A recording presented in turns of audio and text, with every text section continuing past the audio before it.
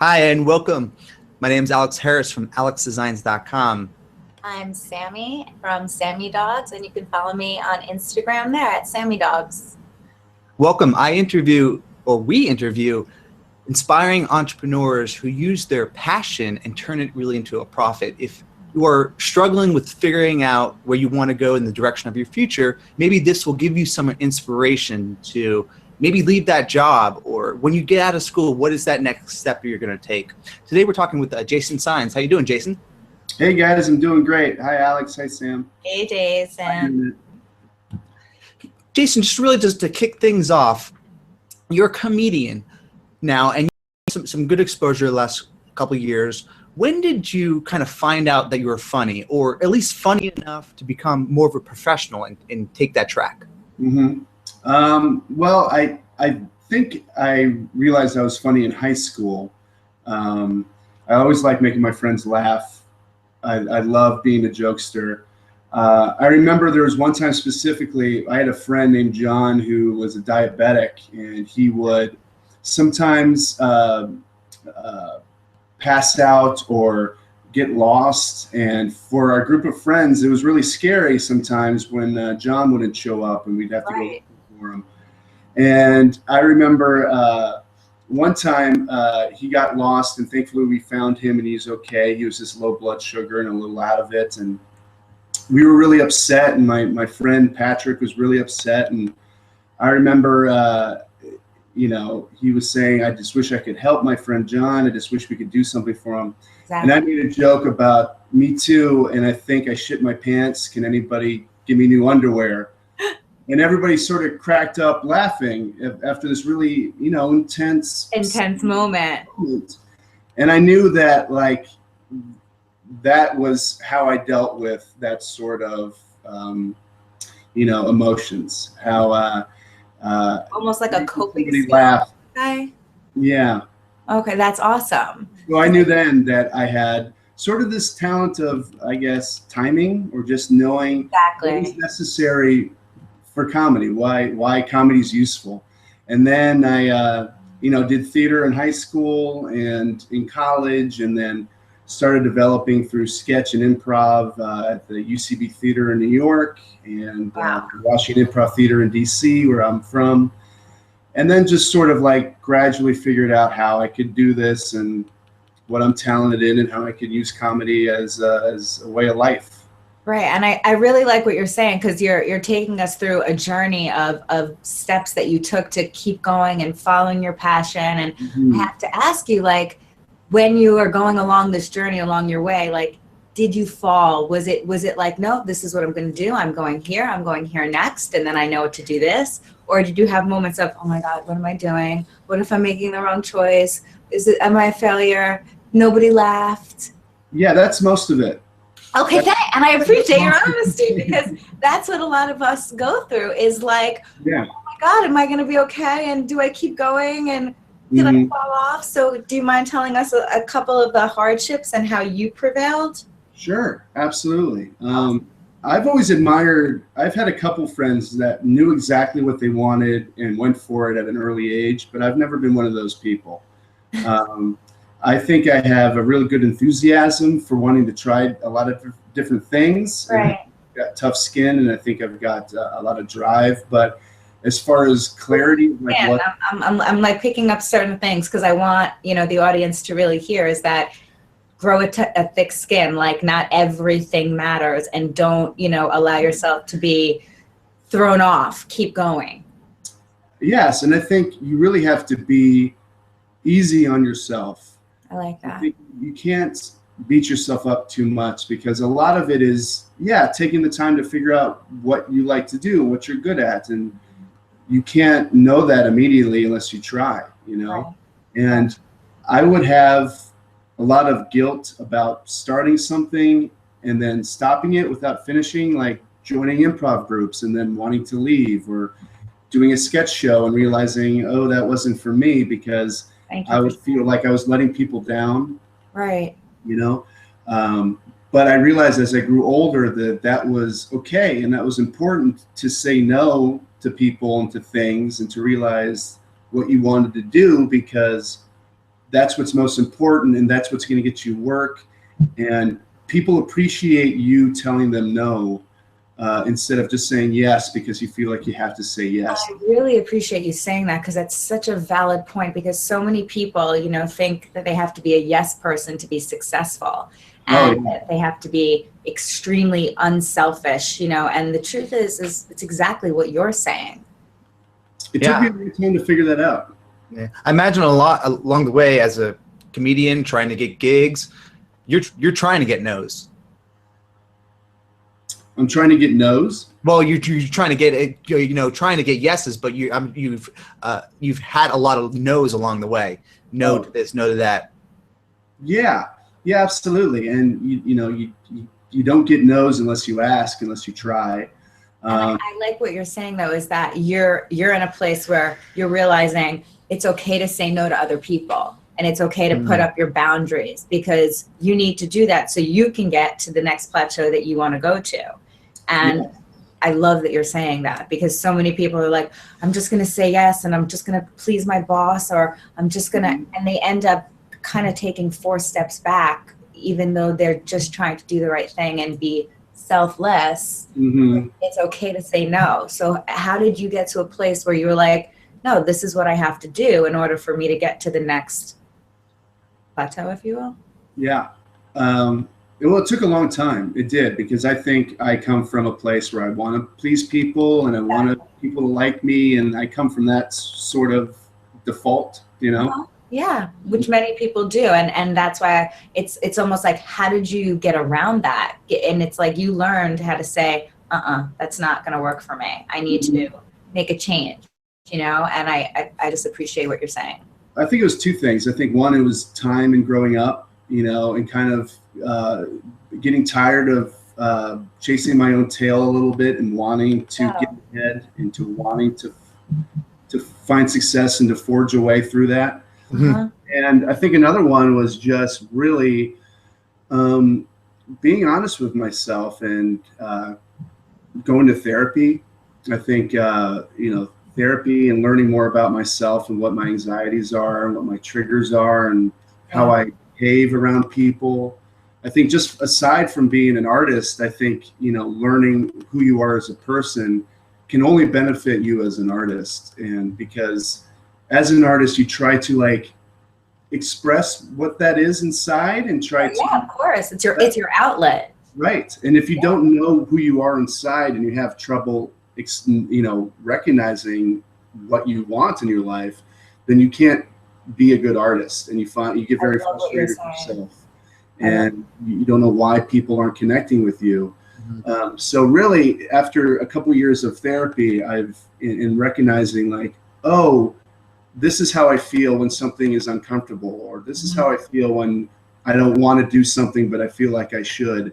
And working through things like that, and learning to say no, and learning to have tough conversations, and learning to stand up for myself.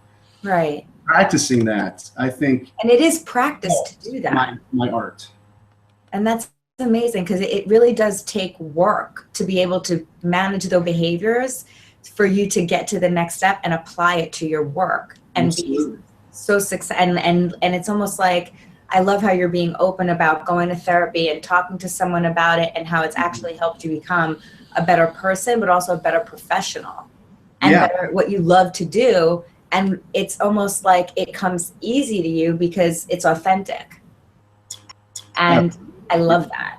Yeah, that. But there's still, even though it took that work, and even though what we do takes so much work to do sometimes, even though it's the things we love, you stayed authentic. Like, you helped your friend who you guys could have bullied, made fun of, anything to, I mean, and you're saying high school, so those are tough years, and you turned it around and you made it almost like a lighter experience. Right. I'm sure if something like that were to happen again, if you were around that, everybody would kind of be like, oh, here it goes again.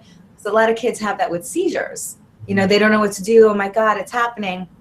But if somebody shits their pants literally when they're having a seizure, you could say, I feel like I'm about to do the same thing. You know what I mean? And you can bring the joke in, and again, you've connected with people. And I think that you've been authentic with yourself, and that's why you're getting better and better and able to present more, because the authenticity is just congruent with what you do now. Mm-hmm. Yeah, and vulnerability, I think, is really important. I like that. Yes, allow yourself to be vulnerable. And which is with comedy, at least, can be a really tricky, I guess, double-edged sword. So. Because comedy is good to deflect those sort of feelings and vulnerabilities, you know. I know for years, most of my life, I've used comedy to not be honest. But I through this work that I've been doing for myself and through my friends and sort of really trying to be conscious about this now, I'm using comedy to be honest. And I think that's where the real difference becomes. Yeah. You know? Wow. And where my favorite comedy comes from, you know, is that's so cool. People who are really honest with themselves. I love that. Yeah, now, I'm getting there. I'm not perfect, but I'm getting there. Now, after high school, you went to college, and then, as we were talking about before we got started, you went into commercial real estate. Can you take us a little bit through that journey? You had a job, maybe you weren't happy, or you were happy with it, and then you wanted to pursue becoming a comedian. Can you take us through that portion of your career? Sure. So I studied psychology in college. Yeah, and I thought it was really interesting. I love it, but I was never going to use it. You know, I was never going to become a therapist or a counselor. I was never going to be a researcher. I was never going to use that degree. I just thought it was really interesting. But I think that was sort of how I operated that time in my life. I did things that I thought were interesting, but I never really thought how I could apply them down the road. Mm-hmm. So I was always interested in real estate. I always, liked looking at houses. I always liked, that sort of thing.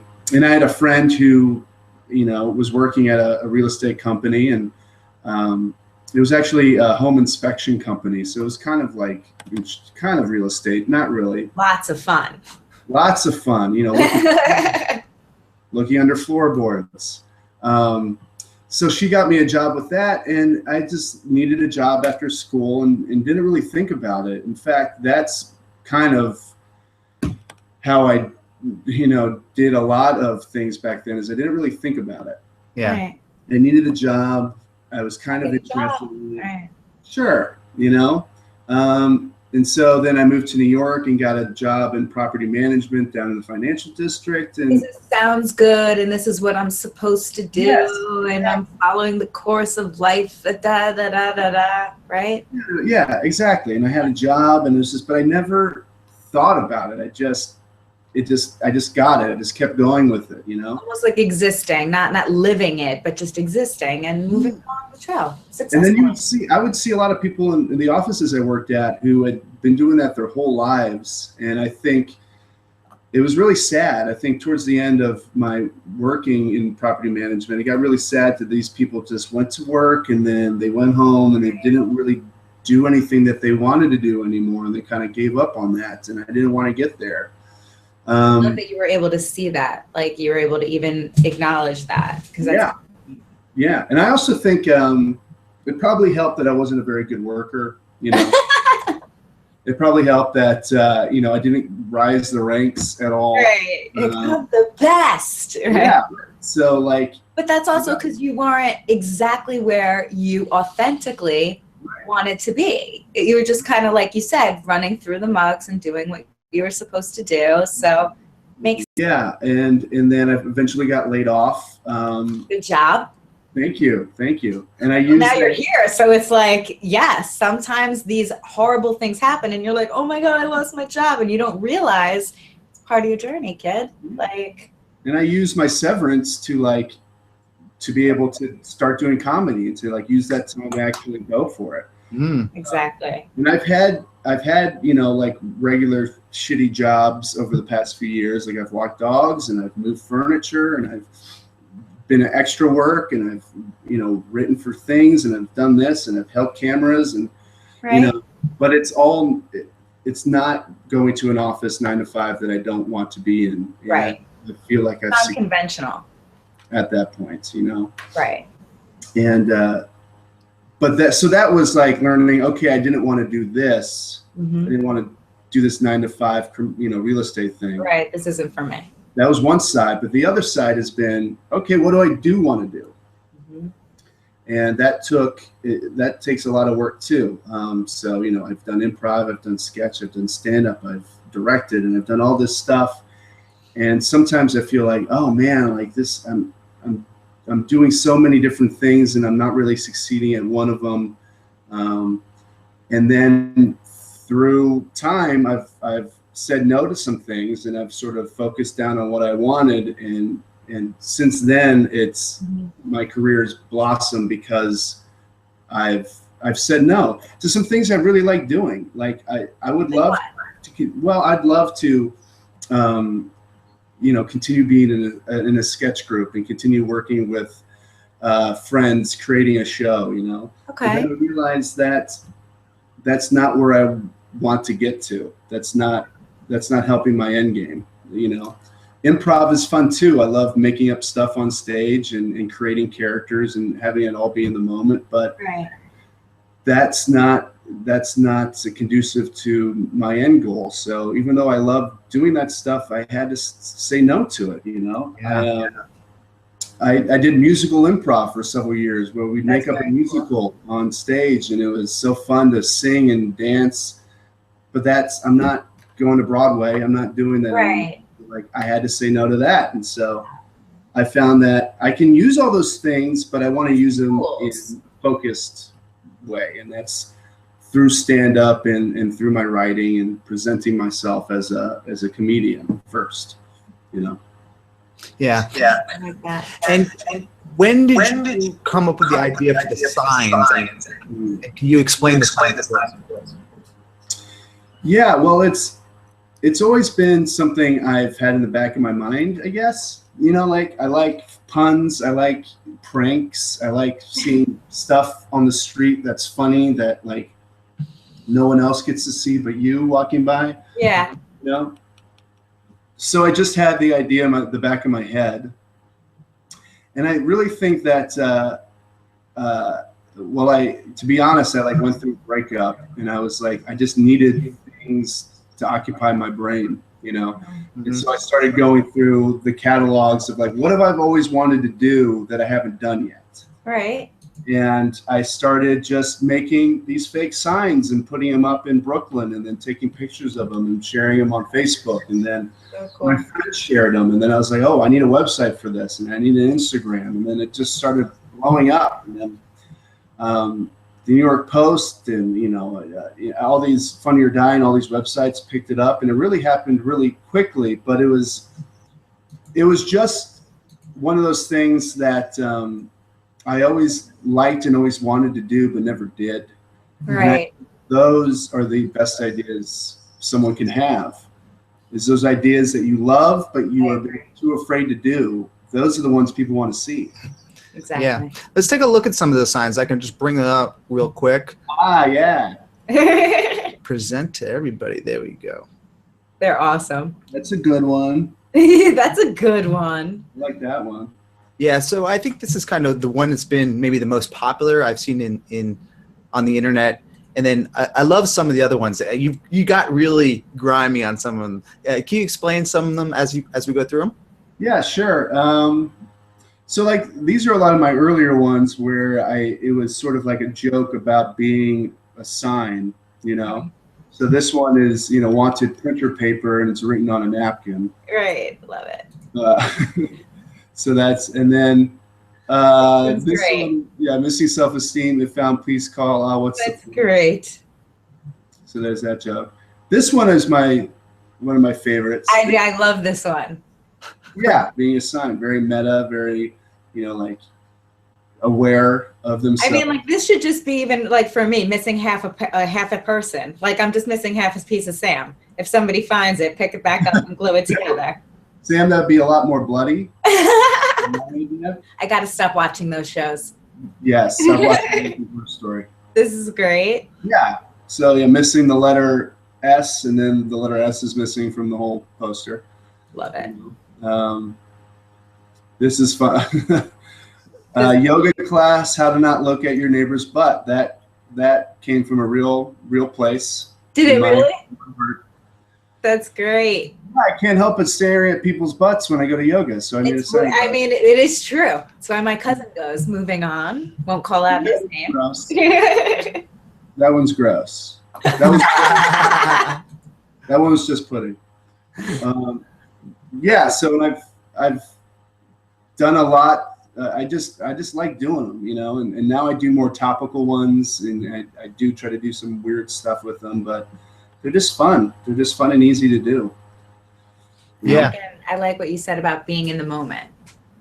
You know? Right.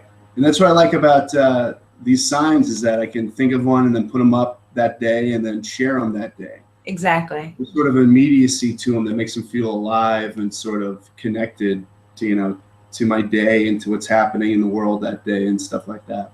And that's a lot of fun. Now, a lot of them have the phone number on them. Has anybody called you? Oh yeah, yeah. It's a Google number, and so I have a voicemail. So I've gotten a lot of weird voicemails from people. Some people it's real. Some people are in on the joke. I got a lot of calls when I hung a Confederate flag for sale sign. A lot of calls for that. It's really interesting.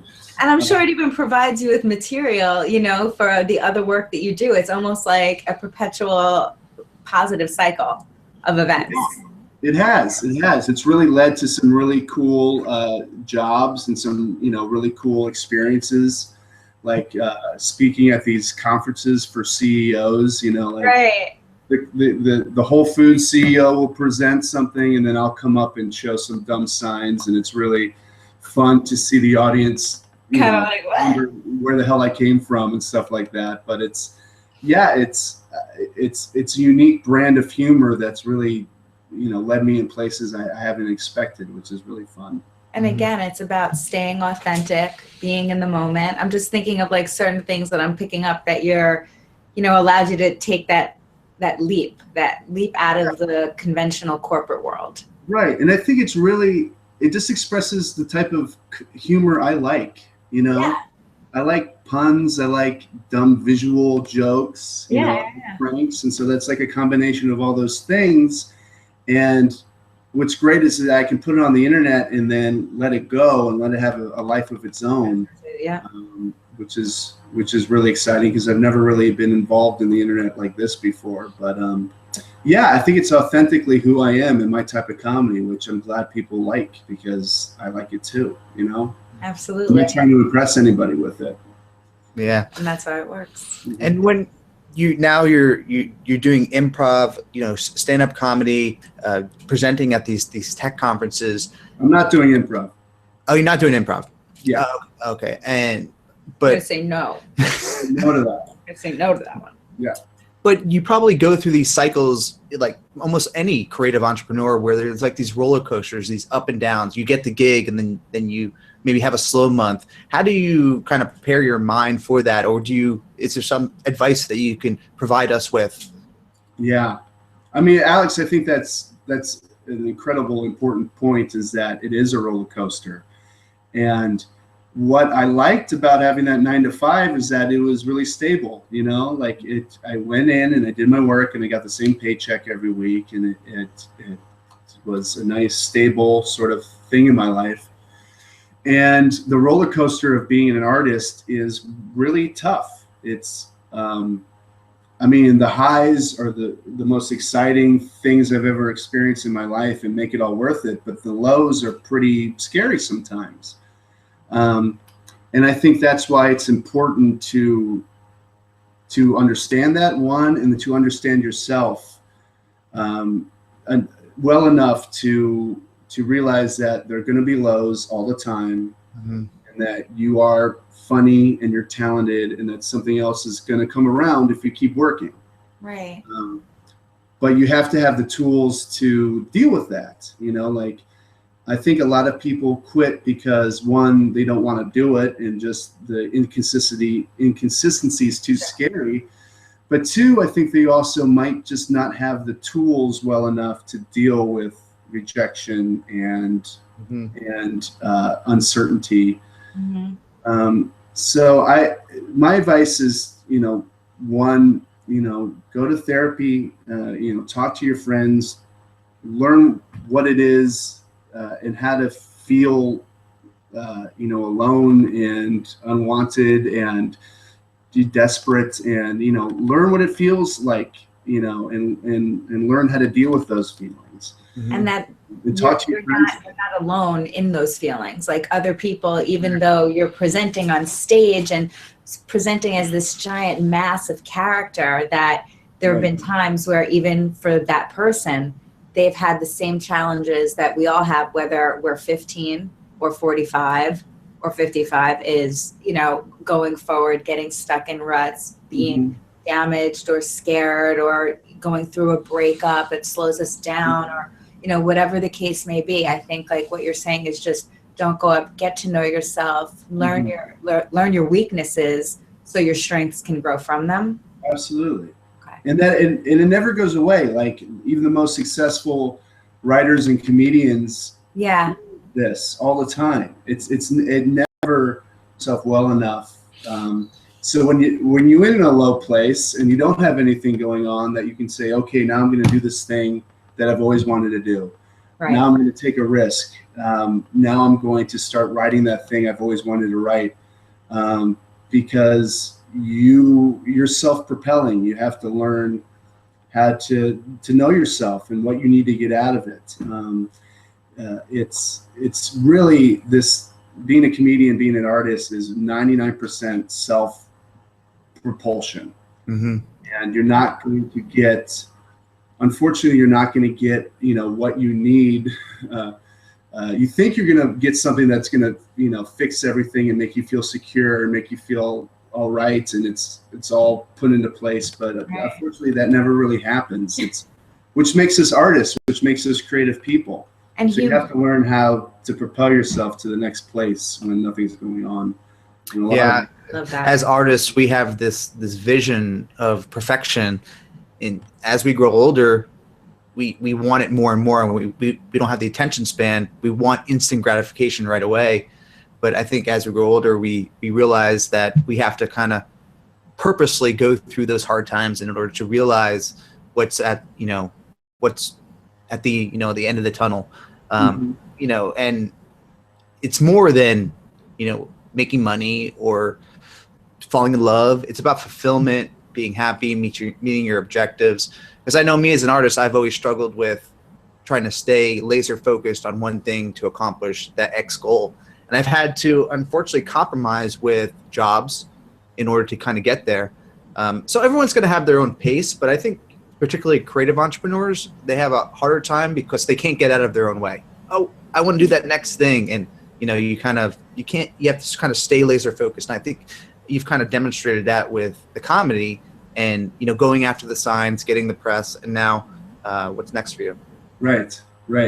Yeah, staying focused is important, and it takes a long time, but being focused on yourself and what you want is super important, because I see a lot of friends who get bitter and get upset with other people's success and get jealous and get hard on themselves, and they're losing focus essentially.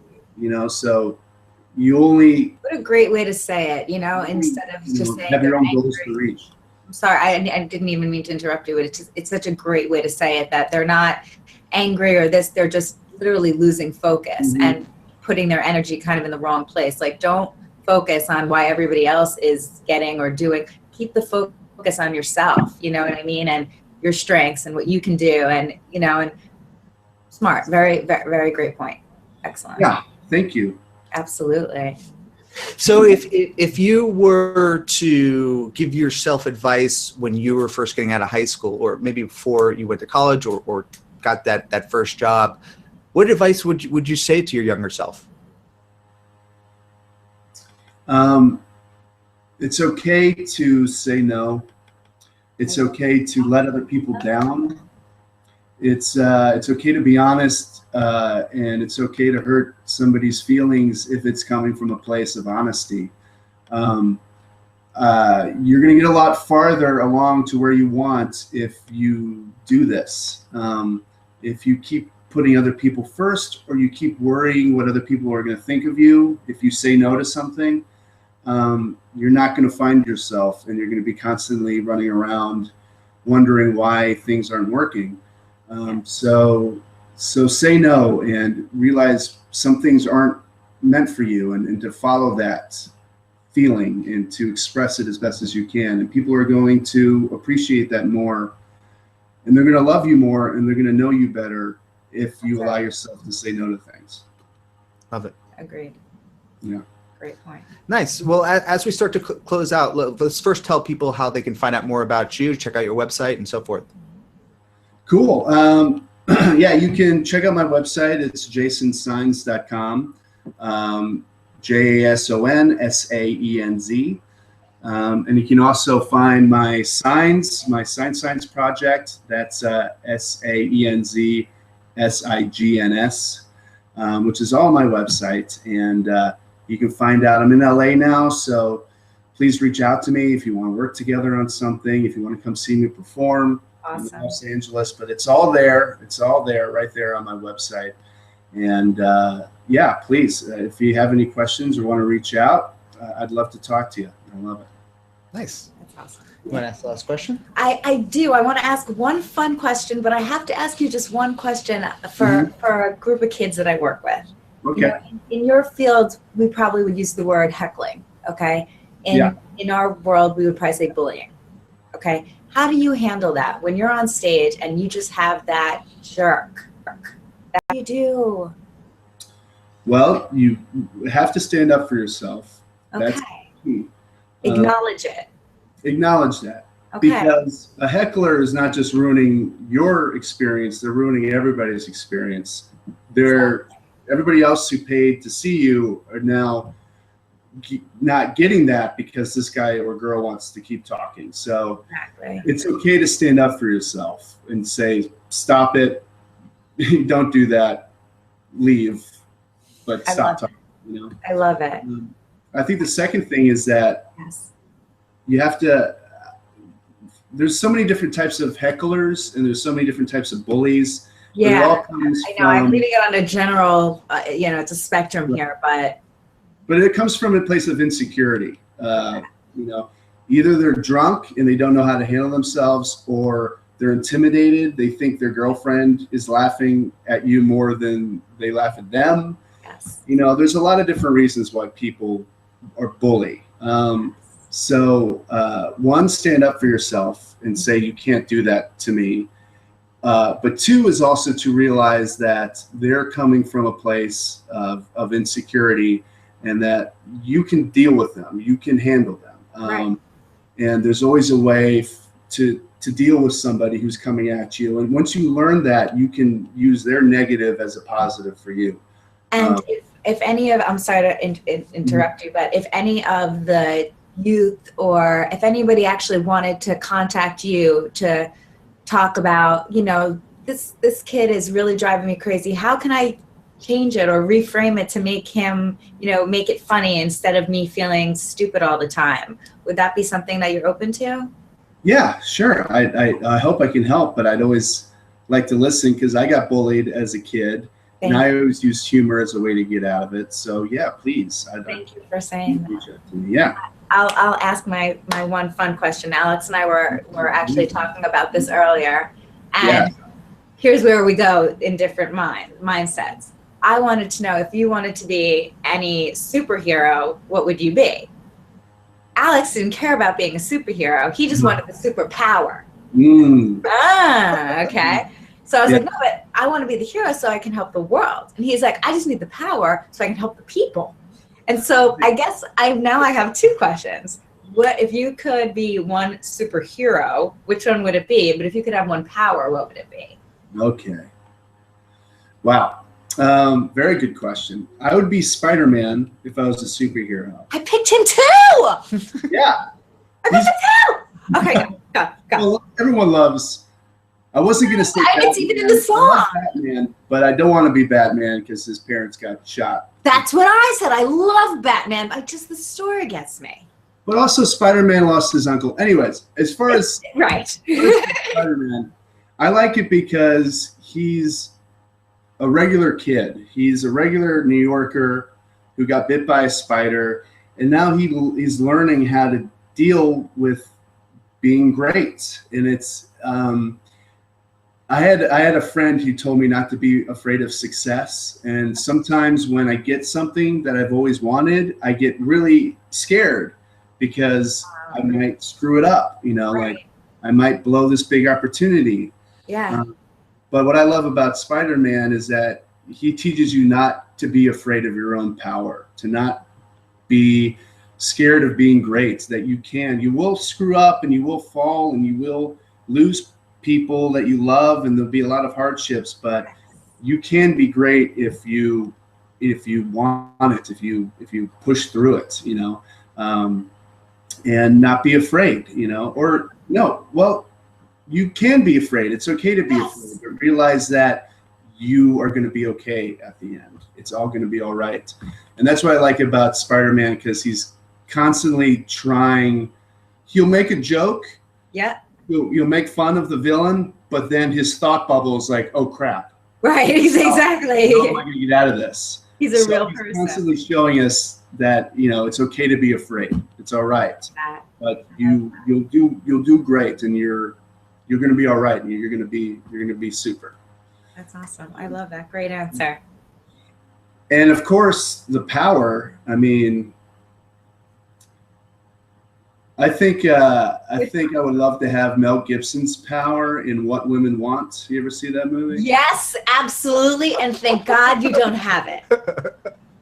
That's all I'm going to say. I don't have it. Thank goodness you don't have it, but that is a great superpower to have. I would like to know what women are thinking, but maybe it's good that I don't. So. Well, you know what? Maybe I'll start a group, and you can just chime in, be a listener, and you will learn very quickly what we're thinking. Okay, good. Well, I think you're one of those girls that just tells you what you're thinking. Yeah, I think it's important to be like that. You know, say what you mean what you say, and don't expect people to mind read, because confusion. Yes. And I think the fact that I can't read people's minds is pushing me to be more honest, which is important. You know. Maybe another superpower that you, like you said, we'll work on that. It'll be your next goal. Yes. Well, thank you so much for taking the time to answer my silly questions. I really appreciate it. It was so great to talk to you. No, I love talking about this stuff. Thanks for having me. Absolutely. Yeah, thanks for being here, Jason. Thank you, Alex. Thanks, Sam. Anytime. Bye, Internet. Take care, people. Bye. If you guys want to get more creative entrepreneur interviews, make sure you subscribe to our YouTube channel. Have a great day. Bye, everyone. Bye, Jason. Bye.